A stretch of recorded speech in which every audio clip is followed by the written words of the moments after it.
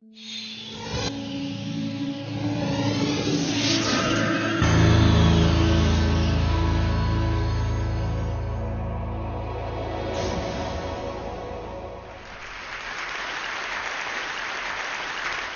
fact came out of MIT a couple of years ago. Ken Hale, who's a linguist, said that of the 6,000 languages spoken on Earth right now, 3,000 aren't spoken by the children. So that in one generation, we're going to have our cultural diversity. He went on to say that every 2 weeks, an elder goes to the grave carrying the last spoken word of that culture. So an entire philosophy, a body of knowledge about the natural world that had been empirically gleaned over centuries goes away. And this happens every 2 weeks. So for the last 20 years, since my dental experience, I have been traveling the world and coming back with stories about some of these people. And what I'd like to do right now is share some of those stories with you. This is Tamden. She's a 69-year-old nun. She was thrown in prison in Tibet for 2 years for putting up a little tiny placard protesting the occupation of her country. And when I met her, she had just taken a walk over the Himalayas from Lhasa, the capital of Tibet, into Nepal, across to India, 30 days to meet her leader, the Dalai Lama. The Dalai Lama lives in Dharamsala, India. So I took this picture 3 days after she arrived. And she had this beat-up pair of tennis shoes on with her toes sticking out.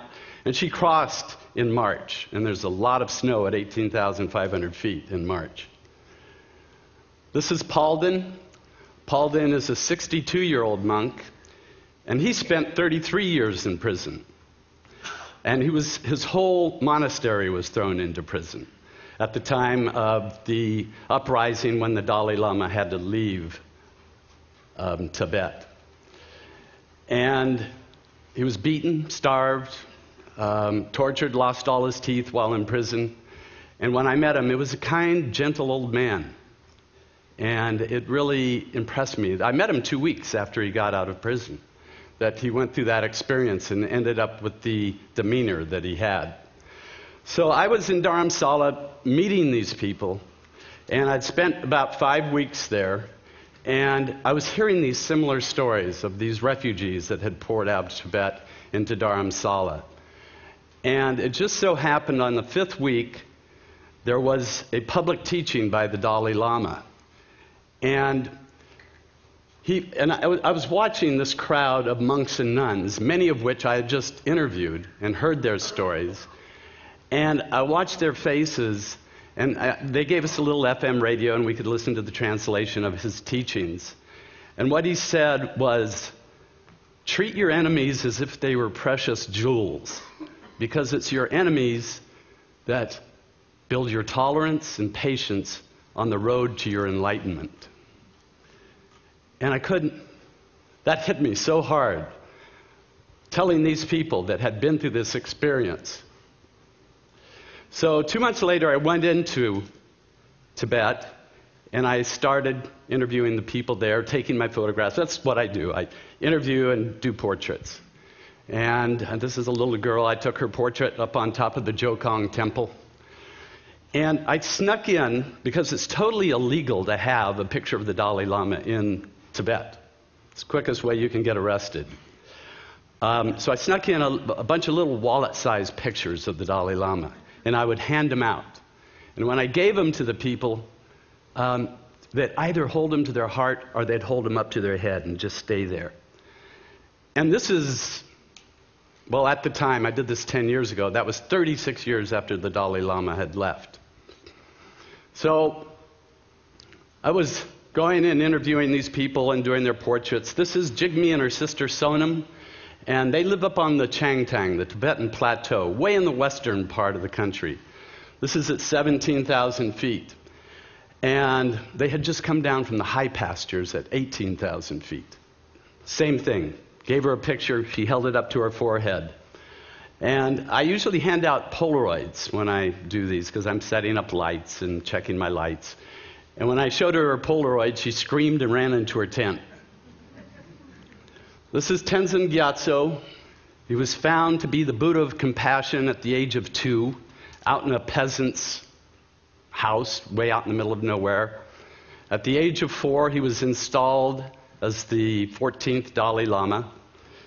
As a teenager, he faced the invasion of his country and had to deal with it. He was the leader of the country. 8 years later, when they discovered there was a plot to kill him, they dressed him up like a beggar and snuck him out of the country on horseback and took the same trip that Tom did. And he lives and he's never been back to his country since. And if you think about this man, 46 years later, still sticking to this nonviolent response to a severe political and human rights issue. And the young people, young Tibetans are starting to say, listen, this doesn't work. You know, violence as a political tool is all the rage right now. And he still is holding this line. So this is our icon to nonviolence in our world, one of our living icons. This is another leader of his people. This is Moy. This is in the Ecuadorian Amazon. And Moy is 35 years old, and this area of the Ecuadorian Amazon, oil was discovered in 1972. And in this period of time, since that time, as much oil, or twice as much oil as was spilled in the Exxon Valdez accident, was spilled in this little area of the Amazon. And the tribes in this area have constantly had to move.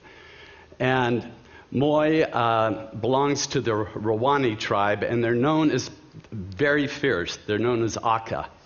And they've managed to keep out the seismologists and the oil workers with spears and blowguns. And we spent, I was with the team, 2 weeks with these guys out in the jungle watching them hunt. This was on a monkey hunt, hunting with Chiari-tipped darts. And the knowledge that these people have about the natural environment is incredible. They could hear things, smell things, see things I couldn't see. And I couldn't even see the monkeys that they were getting with these darts. This is Yadira, and Yadira is 5 years old. She's in a tribe that's neighboring the Rawani, and her tribe has had to move 3 times in the last 10 years because of the oil spills. And we never hear about that. And the latest infraction against these people is, as part of Plan Colombia, we're spraying paraquat or Roundup, whatever it is. We're defoliating thousands of acres of the Ecuadorian Amazon in our war on drugs. And these people are the people who take the brunt of it. This is Mengatui. He's the shaman of the Rawani. And he said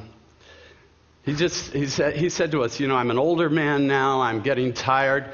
You know, I'm tired of sparing these oil workers. I wish they would just go away. Things I did just before 9/11, August of 2001, I took my son, Dax, who was 16 at the time, and I took him to Pakistan. Because at first I wanted, and I've taken him on a couple of trips, but I wanted him to see people that live on $1 a day or less. I wanted him to get an experience in the Islamic world, and I also wanted him to, I was going there to work with a group, do a story on a group called the Kalash, that are a group of animists, 3,000 animists that live very small area surrounded by Islam. There's 3,000 of these Kalash left. They're incredible people. So it was a great experience for him. He stayed up all night with them, drumming and dancing, and he brought a soccer ball, and we had soccer every night in this little village. And then we went up and met their shaman. By the way, Mengatui was the shaman of his tribe as well. And this is John Dooley Khan. He's the shaman of the Kalash. And he's up in the mountains right on the border with Afghanistan. In fact, on that other side is the area, Tora Bora, the area where Osama bin Laden's supposed to be. This is the tribal area. And we watched and stayed with John Dooley Khan. And the shaman, I did a whole series on shamanism, which is an interesting phenomenon. But around the world, they go into trance in different ways. And in Pakistan, the way they do it is they burn juniper leaves and they sacrifice an animal, pour the blood of the animal on the leaves, and then inhale the smoke. And they're all praying to the mountain gods as they go into trance.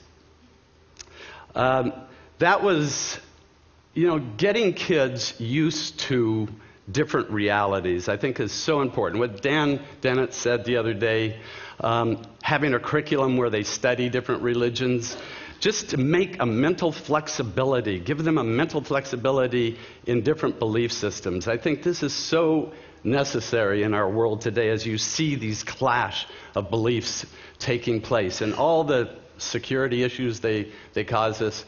So one of the things we did 5 years ago, we started a program that links kids in indigenous communities with kids in the United States. So we first hooked up a spot in the Navajo Nation with a classroom in Seattle. We now have 15 sites. We have one in Kathmandu, Nepal, Dharamsala, India, Takungu, Kenya. Takungu is 1/3 Christian, 1/3 Muslim, and 1/3 animist. The community is Ollantaytambo, Peru, and Arctic Village, Alaska. This is Daniel. He's one of our students in Arctic Village, Alaska. He lives in this log cabin, no running water, no heat other than no windows, and high-speed internet connection. And I see this rolling out all over. This is our site in Ollantaytambo, Peru, 4 years ago, where they first saw their first computers. Now they have computers in their classrooms. And the way we've done this, we teach digital storytelling to these kids, and we have them tell stories about issues in their community that they care about. And this is in Peru, where the kids told the story about a river that they cleaned up. And the way we do it is we do it in workshops, and we bring people who want to learn digital workflow and storytelling and have them work with the kids. And just this last year, we've taken a group of teenagers in, and this has worked the best. So our dream is to bring teenagers together so they'll have a community service experience as well as a cross-cultural experience as they teach kids in these areas and help them build their communication infrastructure. It was a $2 million study. The United States came in second to last in geographic knowledge. 70% of the kids couldn't find Afghanistan or Iraq on a map. 60% couldn't find India. 30% couldn't find the Pacific Ocean. And this is a study that was just done a couple of years ago.